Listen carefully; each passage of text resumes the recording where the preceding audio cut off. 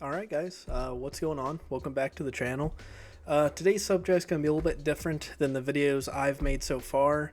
This is going to be getting into Yu-Gi-Oh! As a budget player. Maybe you're in high school, maybe you're in college, maybe you've just got money that needs to go toward more important stuff or you're saving. That's how it just is in life, that's how it goes. We're going to try to keep the budget for this under $100. Now, what we're going to do is we're going to list the staples that I feel like every player should have, and we'll go off a structure deck. So you'll have the main core of your deck. Pick from anyone you would like. I'll actually say which I think is currently the best, and then you'll have lots of staples to go in there that you can slot in, slot out. I have these labeled as staples, the structure decks themselves, and the side deck. Now, the staples and the side deck will switch out depending on the format. I did this kind of thinking this is how it currently should be, and of course for the staple section and the side deck section, you're not going to have enough room for all of these. You're just going to slot them in and out as you feel like you need to. This way, as the format changes, you can actually put in what you need to, and that way you feel like you're really getting your money back in an investment on these cards. A lot of these cards don't go over $4, which is very nice, but still $4 is $4. At the end of the day, you're paying $4 for a piece of cardboard that's probably worth a penny. It's a Veblen good. You're paying as much as you feel like it's worth. But the most expensive structure deck in here is going to be $15. You're going to buy 3 of them. And with the total of the most expensive structure deck, it's going to bring you up to $99. I know that's going to be a little bit more with shipping if you order on TCG Player. But if you order it, or not order, if you buy at a locals, it'll be around that amount. But I think $100 is a pretty good amount just to be able to get into the game, win a locals. I'm not sure how it'll go if you play this style of deck, something like a YCS or something like that. More than likely, the Tier 0 deck currently right now is going to take it from you. That just happens, it's Tier 0 deck, and that's going to be Snake Eyes. One of these is a fire deck, which is very nice, but we'll go ahead and go into the staples here. I will keep a total on the video of how much each playset of card will cost, because for all of these we're going to buy a 3 of. Even if we don't want to play a 3 of, you're still going to have it in your binder, which is going to be very nice. So we're going to start off here with Imperm. Imperm is one of the best hand traps in the game. I think it'll always be good, and it's very hard to be power crept. It's been out for a couple years now. Most of these cards are going to be out for a couple years. It's not a new printing, they're cheaper, and they've stood the test of time so far. It's actually worth the investment. For a playset of Imperm, you are looking at $9. It's not bad at all. It's something you're always going to use. Coming up next, we have the the least version, the least good version of Imperm with Valor. Valors are about $1 a piece. You're looking at $3 for a playset. Next, we're going to go into Ash Blossom.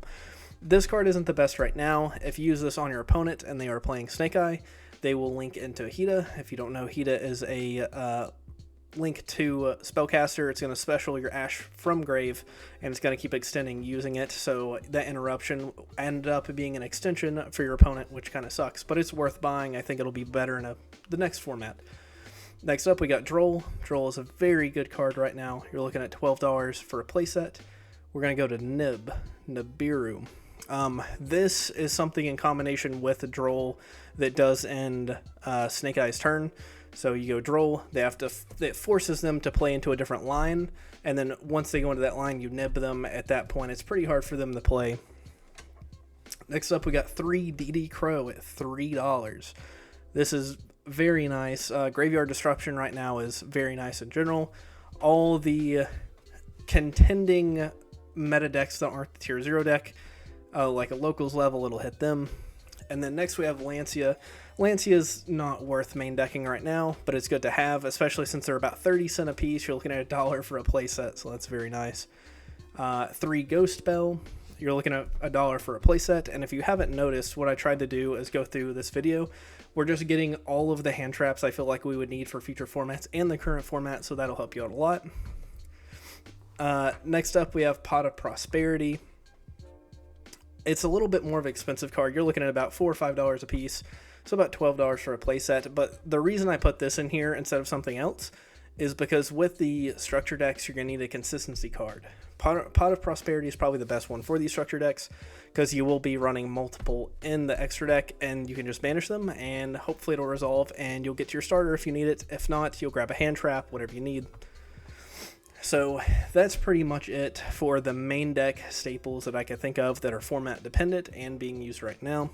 Next, we're actually going to move into the structure decks. I try to keep it simple. There are 3 structure decks that I feel like can contend in a tier 0 format. On a locals level, I feel like you could play any of these and win your own locals in your local area. If you'd like, you can actually play test these online and go in and try that. So first up, we have the Fire King structure deck. This is the newest out of the 3. Per piece, you're looking at about $11 per structure deck. So for 3 of them, be $33.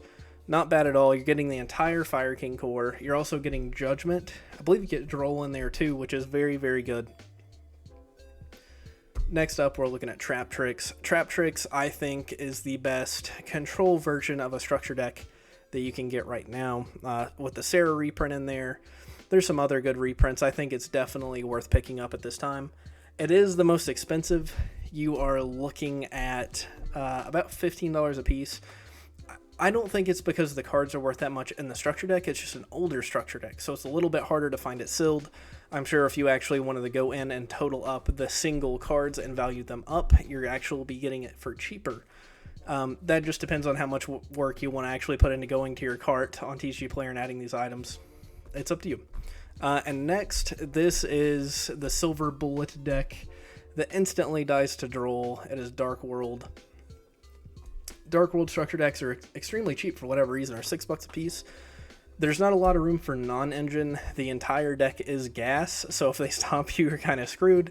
But you can hand loop, and I believe if it goes off with nothing happening, I believe you can hand loop for 5, so it's an auto win.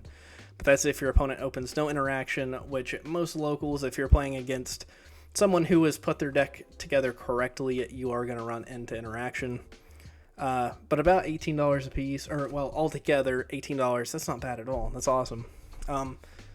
Moving to the next section, we're going to go to side deck staples. I try to keep it simple. I try to keep it going second and back row removal for any format that I could think of. So 3 evenly. You're looking at about 75 cents a piece, so $2 for a playset. I believe it's one of the best going second cards in the game that we've ever had. It's non-targeting removal that banishes, doesn't destroy, so it's pretty good in the current format also. Next up, we're going to have Lightning Storm. You're looking at about $1 a piece, which isn't bad. Storm is currently limited to 2 in the TCG. I would go ahead and buy 3 just because I personally think that card will be going back to 3 one day. And I think it's worth it going second. It's depending on what you need. It's either monster removal or back row removal, so it's super flexible in any format. Next up is Cosmic Cyclone. That's another 3 of for $1 for a playset, about 30 cents a piece. Definitely worth it. It targets, but it's non-destruction removal, plus it banishes. In formats where we have super long turns, like the current format, like Snake Eye, or the tier format that was tier 0 a while back, it's not very good because you kind of just lose in time because of this card. That's the biggest loss behind it. And this has nothing to do with the game currently. This is going to be Dark Ruler. Dark Ruler, no one's really playing it. There isn't really a spam deck. I believe Snake Eye can make a Baron Savage board, but I feel like a lot of decks aren't using that. They're using that with Jet Synchron. A lot of decks are just doing the control board with Promethean Princess, going into that. And with this, the most expensive structure deck would be the TrapTrix structure decks, like I said, at 15 a piece. With it, that totals up to $99.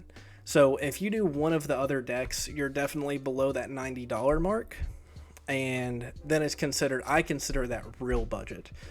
Yu-Gi-Oh! Is a very expensive game to get into right now. You're looking, if you want to play the Tier 0 deck correctly with like SP, Promethean Princess, Poplars, Wanted, Diabell Star, all that, you're looking at easily over $1,000.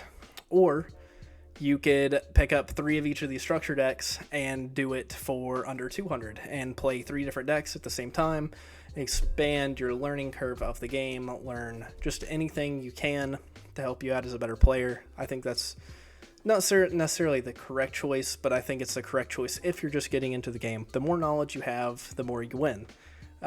Yu-Gi-Oh! Is a knowledge-based game, of course, so the more you know, the more you win. But yeah, I know this is kind of a little bit longer video than other videos I put up. I just want to thank you guys for watching. Anyone who watches this video to this point, it means a lot. Thank you. What I'm trying to do here is I'm trying to build a community of friends, not just random watchers. I want people to be able to comment their suggestions or just anything. Just anything. Like I said, I'm really trying to make this into a community of friends that I can talk to and learn more from. But yeah, thank you guys for watching, and I'll see you next time.